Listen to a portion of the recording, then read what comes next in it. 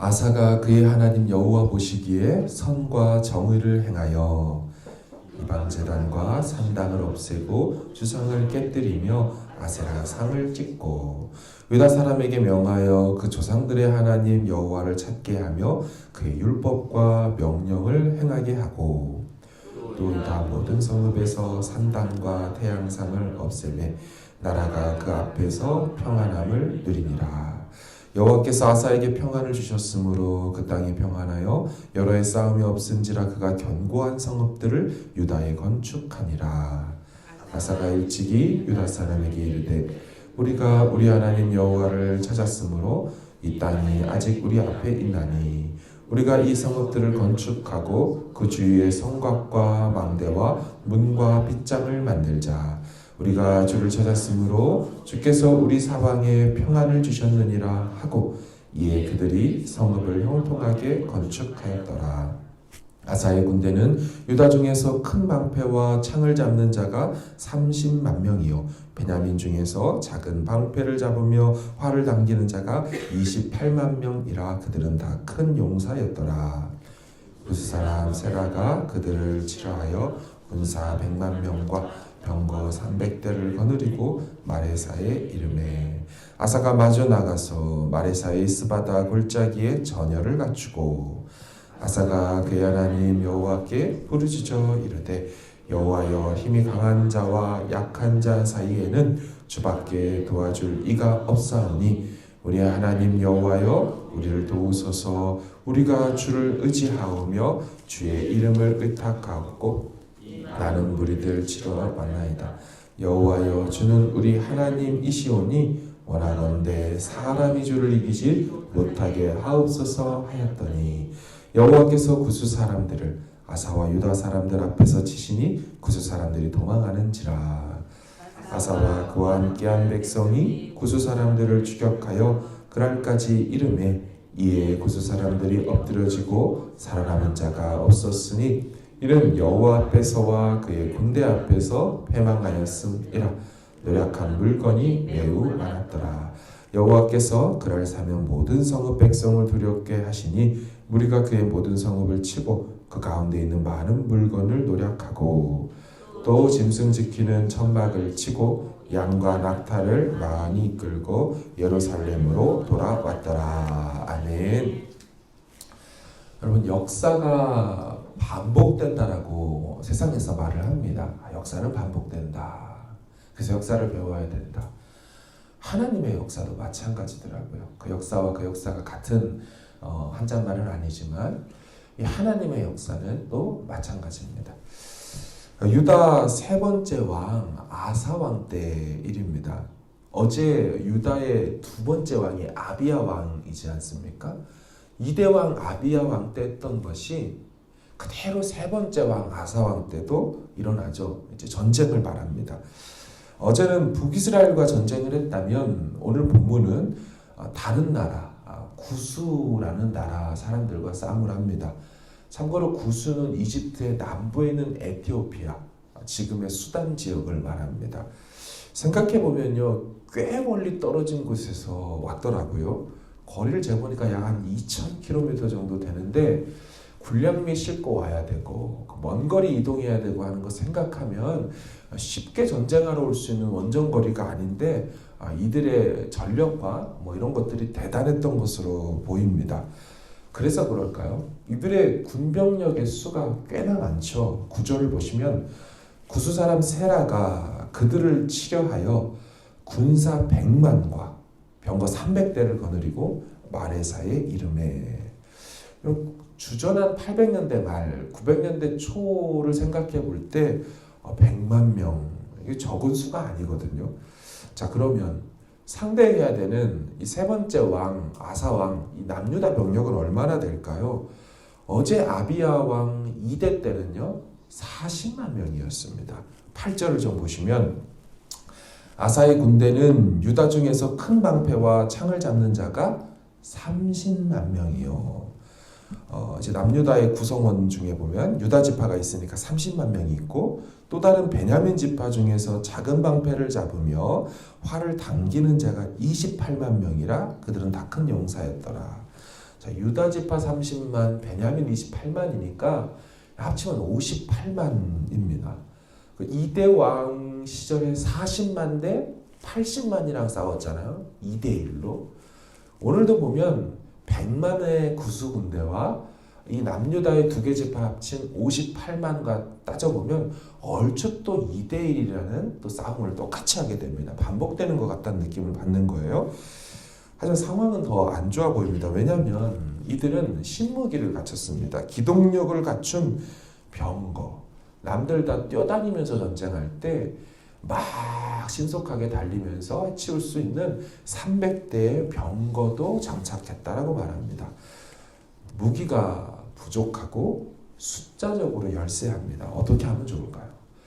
앞에서 말씀드린 것처럼 역사가 반복되는 것처럼 하나님의 일하심의 역사도 반복됩니다. 아사는 이대왕 아비야처럼 똑같이 반복하여 하나님께 부르짖습니다.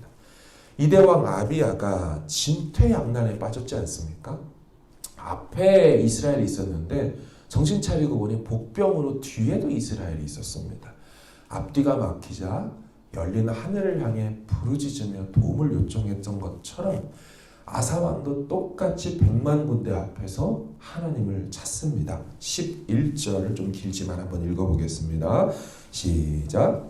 아사가 그의 하나님 여호와께 부르짖어 이르되 여호와여 힘이 강한 자와 약한 자 사이에는 주밖에 도와줄 이가 없사오니 우리 하나님 여호와여 우리를 도우소서. 우리가 주를 의지하오며 주의 이름을 의탁하옵고 이 많은 무리를 치러 왔나이다. 여호와여 주는 우리 하나님이시오니 원하건대 사람이 주를 이기지 못하게 하옵소서 하였더니. 아멘. 이 한 구절 안에 이 아사 왕의 신앙관이 그대로 나타나 있죠. 힘이 강한 자와 약한 자 사이의 전쟁에서 도와줄 이는 주밖에 없습니다. 그는 유일신앙관을 갖고 있었어요. 도우소서. 우리가 주를 의지합니다. 주의 이름을 의지합니다. 여호와여 주는 우리의 하나님입니다. 저들의 신이 아니고 여호와는 우리의 신이십니다. 철저히 주님만 의지하고 주님의 이름을 부르는 아사의 신앙의 태도가 보이죠. 그가 이런 말을 해요. 사람이 주를 이기지 못하게 하옵소서. 실제로는 사람 대 사람의 전쟁이죠. 구수대 남유다의 전쟁인데 이 사람 뭐라고 말해요? 구수 사람이 여호와 주를 이기지 못하게 하소서. 생각하는 바가 뭡니까? 이 전쟁은 하나님이 싸우시는 전쟁입니다. 구수 사람 세바가 주님과 싸워서 이기지 못하게 해주소서. 여러분 이런 것들이 우리 삶에도 사실 기도 속에 있거든요. 이 아사왕이 어떻게 한 겁니까? 해당 문제가 있잖아요. 닥친 문제를 만날 때 어떻게 하냐면요. 신앙인들이요. 성경의 신앙인들은 이 문제를 자기 문제로 삼지 않고 기도로 올려드려 그분의 문제가 되도록 그분이 문제 해결자고 그분과 관계된 것으로 기도로 올려버립니다. 그래서 이 전쟁을 하나님 전쟁 되게 만들어요. 그리고 자기는 하나님을 의지해버리고 이 문제의 주체와 주도권을 넘겨서 그분이 행하시도록 만드는 신앙인들의 태도가 항상 나와 있더라는 거예요. 우리도 기도할 때 그렇죠. 하나님 이 문제를 주님께 올려드립니다. 맡깁니다. 이게 뭐예요? 이제 이건 내 거 아니거든요. 그럼 이 문제와 이 사태는 하나님의 것이 되고 하나님이 임하시는 전쟁이 되고 난 뭐라 명하시든 순종만 하면 되는 걸로 이 전쟁의 모든 것들이 양상이 바뀌어버리죠. 영적으로 볼 때요. 아사가 얼마나 여호와를 의지했는지가 진하게 나타나요. 게다가 여러분 이 구절 한 구절 안에요. 여호와의 이름을 3번이나 부릅니다. 쉽지 않은 표현이거든요. 여호와여 여호와여. 12절을 좀 보실까요? 12절 보면 여호와께서 구수 사람들을 아사와 유다 사람들 앞에서 치시니 구수 사람들이 도망하는지라. 13절 아사와 그와 함께한 백성이 구스 사람들을 추격하여 그랄까지 이르매 이에 구스 사람들이 엎드러지고 살아남은 자가 없었으니 이는 여호와 앞에서와 그의 군대 앞에서 패망하였음이라 노략한 물건이 매우 많았더라. 앞에 있는 11절에서 여호와여 여호와여 여호와여 3번이나 혹격 불을 혹자거든요. 부르는 것으로 하더니 결국 12, 13절에 대승을 거두게 됩니다. 분명히 실제 전쟁은 구스 사람과 남유다가 했지만 성경은요, 우리 읽었던 12, 13절에 보시면 여호와께서 치셔서 도망갔다라고 말해요. 표면적으로는 사람 간의 전쟁, 나라 간의 전쟁이지만 실제로는 여호와께서 싸우신 전쟁이 되었기에 백전백승으로 역사가 반복되듯이 하나님의 역사가 반복되어 나타나죠. 군사가 적고 군마가 적어도 여호와가 싸우시니 승리하게 되는 줄로 믿습니다. 어떻게 이 전쟁이 여호와가 싸우시는 전쟁이 되었다고요? 어제 본문에서는 아비야가 하나님 편에 서 있으므로 여호와가 싸우는 전쟁이 됐어요. 혈통적으로, 언약적으로, 또 그리고 제사장 제의적으로 율법과 말씀과 다윗의 자손 가운데 있었기에 여호와가 싸우는 전쟁이 됐고, 오늘 본문에서는 아사가 기도함으로 이 전쟁을 하나님의 전쟁으로 올려드려서 하나님 의지하며 승리하게 됐어요. 여러분, 이것이 인생의 전쟁을 만날 때 하나님의 사람들이 전쟁에 임하는 태도가 되어야 하는 줄로 믿습니다. 실제적으로 우리가 안 싸우는 건 아니에요. 부족하지만 부족한 채로 나가되, 나가는 자의 마음의 자세가 뭡니까? 여호와께서 대장되어 이 전쟁에서 앞서 행하신다.